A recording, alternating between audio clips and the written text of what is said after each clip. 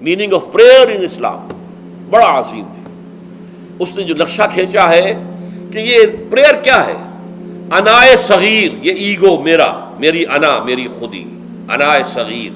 انائے کبیر کے روبرو آتی ہے. انائے کبیر اللہ، اننی انا اللہ لا الہ الا انا. یہ انا، انائے کبیر اللہ کی انا، وہ عظیم انا، اور یہ چھوٹی سی محدود سی انا. تو ہے محیط بے کراں، میں ہوں ذرا سی آبجو، یا مجھے ہم کنار کر یا مجھے بے کنار کر. اقبال نے پتہ نہیں کس جگہ کس کیفیت میں ڈوب کر یہ شعر کہا ہے. اے اللہ تو تو ایک ایسے سمندر کے مانند ہے کہ جس کا کنارہ ہی نہیں ہے، اور میں چھوٹی سی ایک پانی کی ایک چھوٹی سی ندی ہوں، آبجو ہوں چھوٹی سی. اب کیا شکل ہے؟ یا تو مجھے اپنے آپ میں ملا لے تاکہ میں بھی ناپیدا کنار ہو جاؤں. دریائے سندھ کا پانی جب سمندر میں گر جاتا تو سمندر ہی بن جاتا، اور یا پھر مجھے بھی بے کنار کر دے، میری وجود کو بھی اتنی وسعت دے دے کہ کوئی کنارہ نہ رہے. اب یہ کیا اس نے سمجھا، کیا کہا، لیکن میں نے وہی انائے کبیر انائے صغیر. ایک ہے نماز ہم پڑھ لیتے ہیں، آپ نے سارا پڑھ لیا، سارا تعدیل ارکان بھی کر لی، لیکن اگر آپ کا اللہ کے ساتھ ڈائریکٹ کمیونین اور ڈائریکٹ کمیونیکیشن قائم نہیں ہوا تو نماز، جس کو کہ کہا گیا کہ الصلاۃ معراج المومنین، جو قرب حضور کو حاصل ہوا معراج میں، وہ ایک بندہ مومن دنیا میں رہتے ہوئے حاصل کر سکتا ہے نماز میں.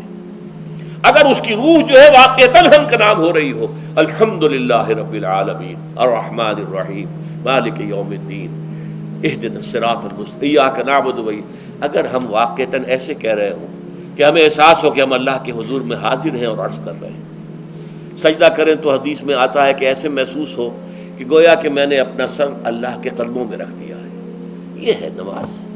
اب جو گفتگو ہو رہی ہے یہ ہم کلامی ہے. الصلاۃ معراج المومنین، اہل ایمان کے حق میں یہ نماز جو ہے یہ معراج کے درجے میں. لیکن یہ نماز کیسے نصیب ہوگی اگر روح سوئی ہوئی ہے، دبی ہوئی ہے، پسی ہوئی ہے، مزمحل ہے یا مردہ ہے؟ یہ نماز کیسے حاصل ہوگی؟ چاہے آپ 5 وقت کی نماز پڑھ رہے ہوں، چاہے آپ نے ہیبٹ بنا لیا ہو نماز کو، چاہے خوش بھی ہو گیا ہو، لیکن یہ کہ جب تک وہ روح بیدار نہ ہو، جب تک ہم کلامی نہ ہو. افلاق سے آتا ہے نالوں کا جواب آخر، اٹھتے ہیں حجاب آخر، کرتے ہیں خطاب آخر.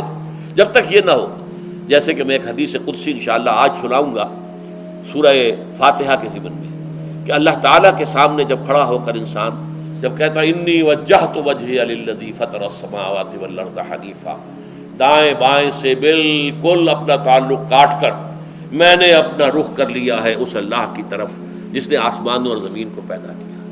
اب یہ توجہ وجہ تو اگر یہ تو ہے چہرہ تو ہم نے کر دیا خانہ کعبہ کی طرف، اندر سے ہماری روح متوجہ نہیں ہوئی، وہ سوئی پڑی ہوئی، اسے پتہ ہی کچھ نہیں کہ کیا ہو رہا ہے. تو اس صورت میں وہ کیا ہے؟ ظاہری بات تو پوری ہو گئی، نماز کا ثواب ہو جائے گا، فرض کی ادائیگی کا ثواب مل جائے گا، لیکن وہ اصل نماز تو حاصل نہیں ہوتی. یہ ہے وہ بات کہ وَإِذَا سَأَلَكَ عِبَادِي عَنِّي فَإِنِّي قَرِيبٌ. اے نبی، جب میرے بندوں کی روحیں بیدار ہو جائیں، توانا ہو جائیں، حیات تازہ سے وہ ہم کنار ہو جائیں، اور پھر وہ میرے بارے میں پوچھیں، وہ میرا تقرب حاصل کرنا چاہتے ہیں، تو آپ سے پوچھیں تو کہیے میں قریب ہوں.